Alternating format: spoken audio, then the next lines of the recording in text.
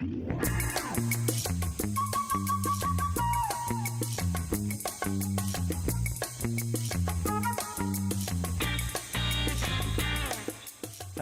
and today on The Beat, I am joined by my usual co-host, Tom Clinton, and today we've got a special guest on the show, Neo, who is a musician and homeless campaigner. Neo will be on the show shortly to tell you his story, and also to play you a song from his new debut album, Homeless Man.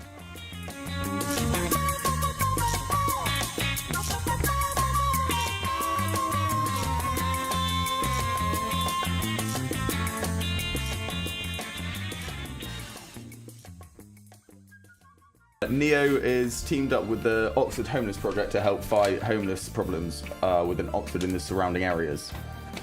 Hi guys. Hey. How are you doing? Yeah, I'm good. Good, thanks. Yeah, good to be here. After all of this preparation, we are so prepared for this. Well, he backed out of doing a movie to come here, so Yeah, I know. we've got to be pretty important. Yeah. Why did you do that? So, as any listeners know, me and Tom are both terrible at interviews. Yeah, so, I can't do an interview for my life. Yeah, no, as said earlier. It's the on-the-fly questions. Like, if they're not written down, I can't do them. So we have got some questions written down, luckily, so doesn't all go to hell. pot. Yeah, to pot. So the first one we've got is, what would you say your style of music is, Neo? Well, I guess most people that see me playing on the streets, most people say it's spoken music. So I guess I kind of fits into that genre, really. I mean, I don't really know. I mean, myself, not really sure what kind of genre it fits into. All of my songs are different, but they are all about my life and about my experiences living on the streets. So they're all very personal. So, yeah, no, I mean, as I said, I've been living on the streets. I started squatting when I was 17, went to live with sort of new age travellers when I was 18, and I spent a lot of years in Europe. The last 16 years I've been travelling around Scotland, Wales, Northern England, moving around place to place, just getting work where I can. Yeah, so I mean, I've been back in Oxford. It'll be 2 years this August. Yeah, where I when I started to learn to play guitar. A couple of months later, started writing. And yeah, I mean, that's the beginning of a kind of a very long story, really. Yeah, so, and because of the support that I've had from the community in Oxford, which has been absolutely amazing, and obviously getting to know Shabnab from the Oxford Homeless Project, who was solely responsible for my my music getting out there. Yeah, so she was the one to put one of my first videos on Facebook. And yeah, and it kind of went viral and got quite a lot of notice, a lot of support from the public, and from that really I realised that I could actually utilise that support to actually do something positive for helping the homeless. So I actually remember when that video was first posted. I remember seeing it on Facebook and thinking, "Oh, this guy looks wicked." But it's allowed me to move forward and to team up with charities and sort of help directly with the homeless in Oxford. Yeah. Obviously, as most people know in Oxford, I've been doing a lot of squatting, setting up shelters for homeless people. Basically started that just on the 2nd of January through the cold months. I realised that it was going to be cold, and obviously people needed somewhere safe, a little bit of stability, and so I got together with some like-minded volunteers, and we basically created a deeply open house, which has been quite well known. Yeah, that's the one that me and Tom came down to. It was, yes. Yeah, it's amazing walking into there and just seeing what's been set up. Yeah. It's incredible. And yeah, so you mentioned someone called Shabnab earlier. I was going to ask, who do you think your biggest supporter is? Do you think? Well, I mean, Shabnab's been very. Yeah, I mean, to be honest, there are quite a few key people that have been supporting me a lot since the very beginning. My friend Quincy, who is an amazing guy who I met on the street. He set up all my websites. He set everything up actually, because I'm technologically retarded, and yeah, I can just about turn my phone on. So yeah, before my music, actually, I just had one of those £10 phones. But then as soon as I got like notoriety, my friend was like, "You need to get a smartphone now. You need to get onto YouTube, Facebook, all of this stuff." And I was kind of like, "What are you talking about?" Can you talk English? So no, it's quite it's been quite a big learning curve actually. I'm getting to understand technology. I'm getting there, really slowly, but I am getting there. So I guess Shabnab, a couple of people from Whitney, like Debbie and Jess and other people in the area that have been sort of supporting us, from sort of outside the city, and which has been great. Ian Wilson, who is the guy whose family paid for my CD. They've been absolutely amazing. The support, to pay for my studio, my CD, to pay for everything has been absolutely amazing. It's given me a great opportunity to move forward. Like I said, there are a few key people out there who are constantly messaging me and constantly sort of keeping in touch. And but I'd say Shabnab and the Oxford Homeless Project have definitely been very fully supportive of everything that I've been doing since the beginning. So fair enough. Wicked.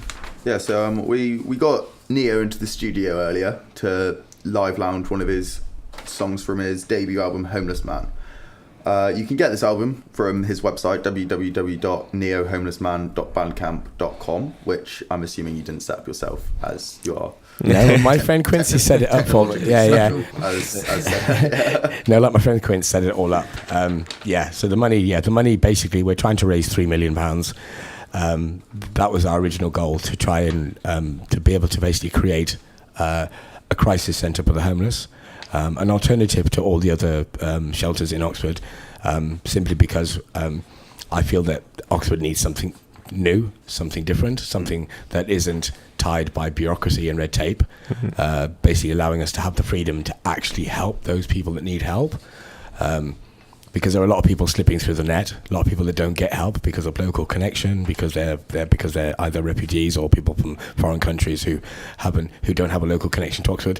It's very important that these people, because they've been here for such a long time, they also need help just like everybody else. And what we're trying to do is not turn away anybody, regardless of whether they have a local connection or not. So this crisis centre or shelter, whatever comes first, obviously. It's going to take money to run, and it's going to take money to do what we need to do. Yeah. So originally my idea was to raise $3 million to get a crisis centre off the ground. Things have changed slightly due to a law which is going to be pushed through Parliament, I believe. We've just had it. We just had a town hall meeting, and one of the things that we've been pushing through was to be able to utilise empty buildings in Oxford. Now, if this happens, this means that that buildings, council buildings, and also buildings that have been left empty for long periods of time, can possibly be utilised for workshops, social enterprises, and shelters for the homeless.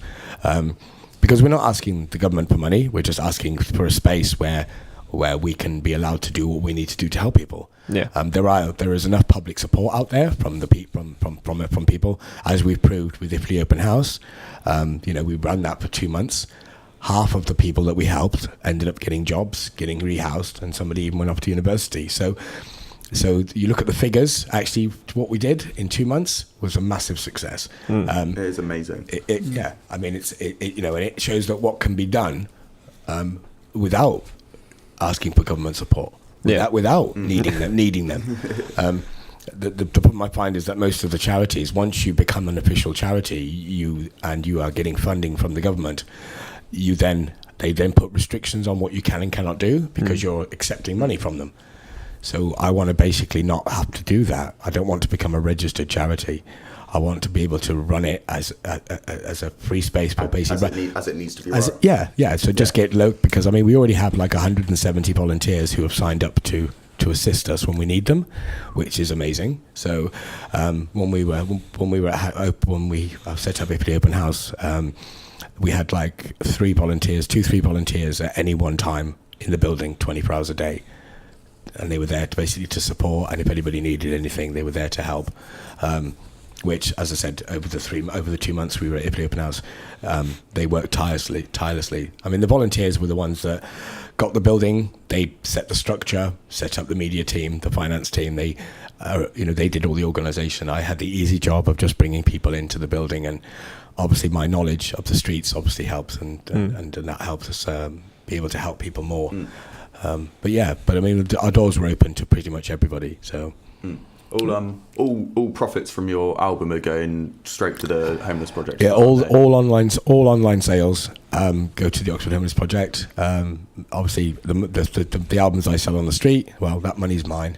That allows me to party hard. But no, the money and the money is basically the Bandcamp money that basically that stays in the account. In fact, all the money that I earn online. Any money that I get from YouTube, because I do get a small amount of money from YouTube for advertising. Also, any other money, that digital money that I gain, all of that money will be going into the same kitty, and then when there's enough money to actually be able to utilize it, when there's enough to make a difference, then we'll start utilizing the money. But at the moment, it's just stuck in the virtual world, waiting, whatever that means. I don't know. So yeah, amazing. Well, thank you for talking to us today, Neo. It's been amazing to hear your story. And without further ado, this is Neo's song from his debut album, Homeless Man, which you can buy online at neohomelessman.bandcamp.com. And this is Claustrophobic Love.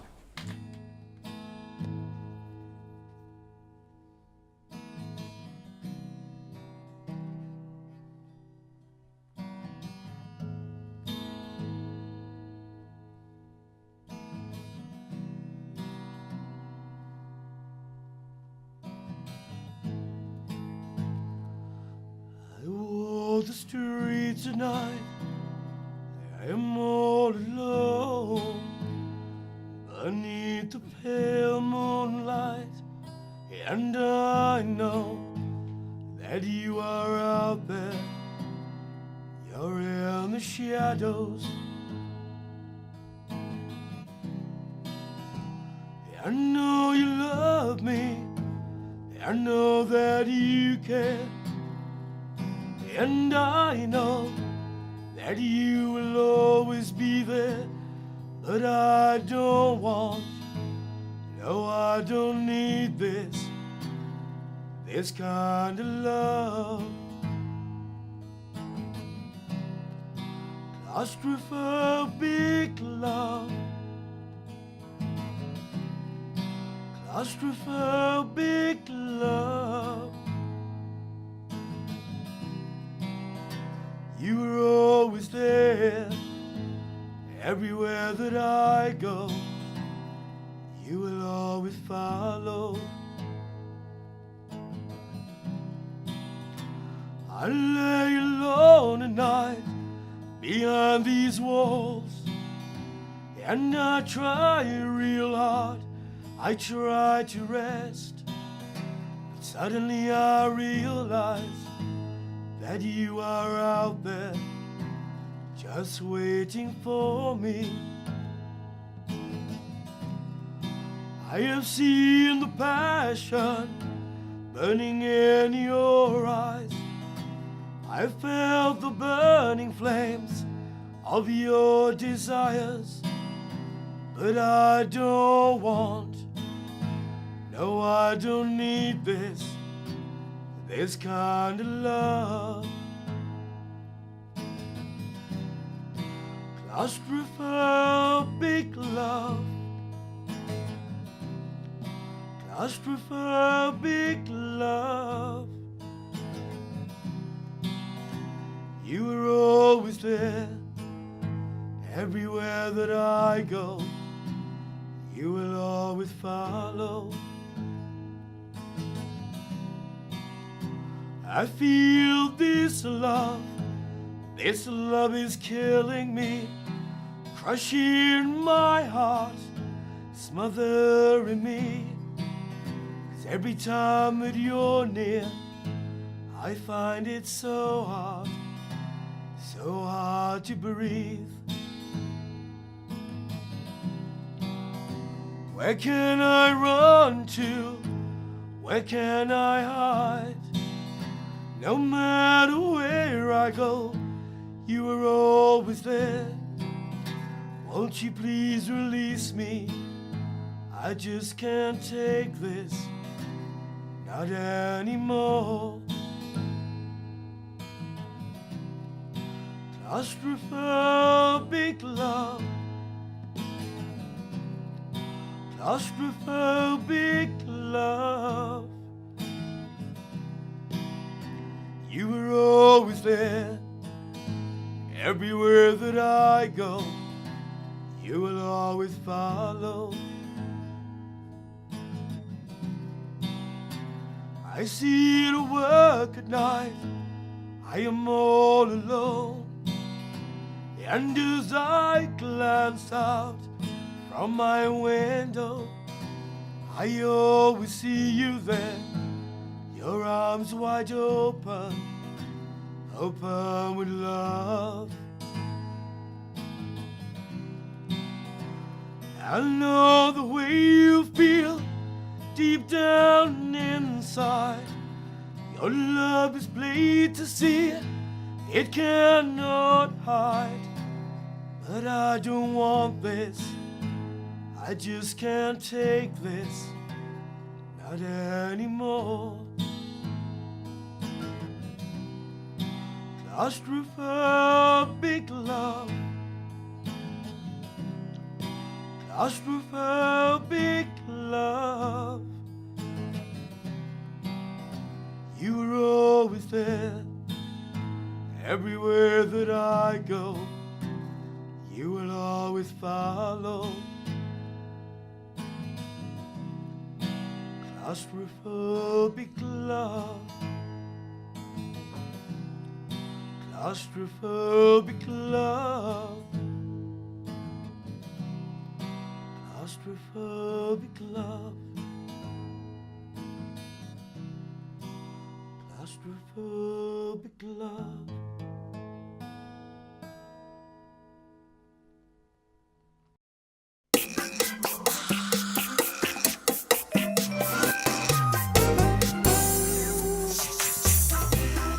Neo's new album, Homeless Man, is available online at neohomelessman.bandcamp.com.